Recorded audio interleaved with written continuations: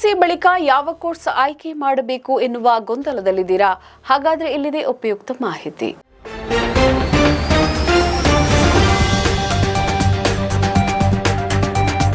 ಇನ್ನು ಪ್ರಕಟ ಆಗುವ ಫಲಿತಾಂಶವನ್ನು ನೋಡುವುದು ಹೇಗೆ ಎಂಬ ಗೊಂದಲಗಳು ವಿದ್ಯಾರ್ಥಿಗಳಿಗೆ ಇರಬಹುದು. ಅದಕ್ಕೆ ಭಯ ಬೇಡ.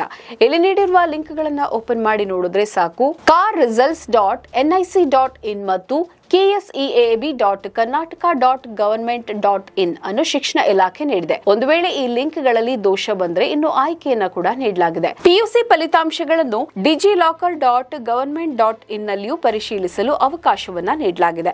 ಇನ್ನು ಪಿಯುಸಿ ನಂತರದ ಶೈಕ್ಷಣಿಕ ಹಾದಿಯು ವಿದ್ಯಾರ್ಥಿ ಜೀವನದ ಅತ್ಯಂತ ನಿರ್ಣಾಯಕ ಘಟ್ಟವಾಗಿದೆ. ಯಾವ ವಿಭಾಗದ ವಿದ್ಯಾರ್ಥಿಗಳು ಯಾವೆಲ್ಲ ಕೋರ್ಸ್ಗಳನ್ನ ಆಯ್ಕೆ ಮಾಡಿಕೊಳ್ಳಬಹುದು ಎಂಬುದರ ಸಂಪೂರ್ಣ ವಿವರ ಇಲ್ಲಿದೆ. ವಿಜ್ಞಾನ ವಿಭಾಗದಲ್ಲಿ ಪಿಯುಸಿ ಮುಗಿಸಿದವರಿಗೆ ತಾಂತ್ರಿಕ ಮತ್ತು ವೈದ್ಯಕೀಯ ಕ್ಷೇತ್ರದಲ್ಲಿ ಅಸಂಖ್ಯಾತ ಅವಕಾಶಗಳಿವೆ. Engineering, computer science, electronic, mechanical, civil ಮುಂತಾದ ವಿಭಾಗಗಳು. ವೈದ್ಯಕೀಯ ಮತ್ತು ಸಂಬಂಧಿತ ಕ್ಷೇತ್ರ MBBS, BDS, Ayurveda, homeopathy, paramedical ಕೋರ್ಸ್ಗಳಲ್ಲಿ ನರ್ಸಿಂಗ್, ಫಾರ್ಮಸಿ, ಫಿಸಿಯೋಥೆರಪಿ ಮತ್ತು ಲ್ಯಾಬ್ ಟೆಕ್ನಿಷಿಯನ್. ಶುದ್ಧ ವಿಜ್ಞಾನದಲ್ಲಿ ಬಿಎಸ್ಸಿ, ಅಗ್ರಿಕಲ್ಚರ್, ಫಾರೆಸ್ಟ್ರಿ, ಬಯೋಟೆಕ್ನಾಲಜಿ ಅಥವಾ ಫಿಸಿಕ್ಸ್, ಕೆಮಿಸ್ಟ್ರಿ ಅಥವಾ ಮ್ಯಾಥ್ಸ್. ವಾಣಿಜ್ಯ ವಿಭಾಗದಲ್ಲಿ ಹಣಕಾಸು ನಿರ್ವಹಣೆ ಮತ್ತು ಬ್ಯಾಂಕಿಂಗ್ ಕ್ಷೇತ್ರದಲ್ಲಿ ಆಸಕ್ತಿ ಇರುವವರಿಗೆ ಈ ಕೆಳಗಿನ ಆಯ್ಕೆಗಳು ಈ ರೀತಿಯಾಗಿದೆ. ಬಿಕಾಂ, ಸಾಮಾನ್ಯ ಬಿಕಾಂ ಜೊತೆಗೆ ಅಕೌಂಟಿಂಗ್, ಟ್ಯಾಕ್ಸೇಷನ್ ಅಥವಾ ಕಂಪ್ಯೂಟರ್ ಅಪ್ಲಿಕೇಶನ್ ಅಲ್ಲಿ ಸ್ಪೆಷಲೈಸೇಷನ್ ಮಾಡಬಹುದು. ನಿರ್ವಹಣೆ, ಬಿಬಿಎ ಅಥವಾ ಬಿಬಿಎಂ ಮೂಲಕ ಕಾರ್ಪೊರೇಟ್ ವಲಯಕ್ಕೆ ಪ್ರವೇಶಿಸಬಹುದು. ಕಲಾ ವಿಭಾಗದಲ್ಲಿ ಬಿಎ ಸೈಕಾಲಜಿ, ಸಮಾಜಶಾಸ್ತ್ರ,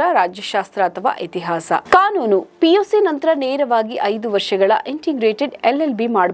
ವಿನ್ಯಾಸ, ಫ್ಯಾಷನ್ ಡಿಸೈನಿಂಗ್, ಇಂಟೀರಿಯರ್ ಡಿಸೈನಿಂಗ್ ಅಥವಾ ಗ್ರಾಫಿಕ್ ಡಿಸೈನಿಂಗ್. ಇತರ ವೃತ್ತಿಪರ ಹಾಗೂ ಅಲ್ಪಾವಧಿ ಕೋರ್ಸ್ಗಳು ಈ ರೀತಿಯಾಗಿದೆ. ಹೋಟೆಲ್ ಮ್ಯಾನೇಜ್ಮೆಂಟ್, ಪ್ರವಾಸೋದ್ಯಮ ಮತ್ತು ಆತಿಥ್ಯ ಕ್ಷೇತ್ರದಲ್ಲಿ ಆಸಕ್ತಿ ಇರುವವರಿಗೆ ಆನಿಮೇಷನ್ ಮತ್ತು ವಿಎಫ್ಎಕ್ಸ್, ಸೃಜನಶೀಲತೆ ಇರುವವರಿಗೆ ಸಿನಿಮಾ ಮತ್ತು ಗೇಮಿಂಗ್ ಕ್ಷೇತ್ರದಲ್ಲಿ ಉತ್ತಮ ಅವಕಾಶ. ಡಿಜಿಟಲ್ ಮಾರ್ಕೆಟಿಂಗ್ ಅಲ್ಪಾವಧಿಯ ಕೋರ್ಸ್ ಆಗಿದ್ರು ಇಂದಿನ ಮಾರುಕಟ್ಟೆಯಲ್ಲಿ ಇದಕ್ಕೆ ಭಾರಿ ಬೇಡಿಕೆ ಇದೆ. ನಮ್ಮ ಈ ವಿಡಿಯೋ ನಿಮಗೆ ಇಷ್ಟ ಆದಲ್ಲಿ ಲೈಕ್ ಮಾಡಿ, ಶೇರ್ ಮಾಡಿ, ಕಮೆಂಟ್ ಮಾಡಿ ಮತ್ತೆ ಸಬ್ಸ್ಕ್ರೈಬ್ ಮಾಡಿ.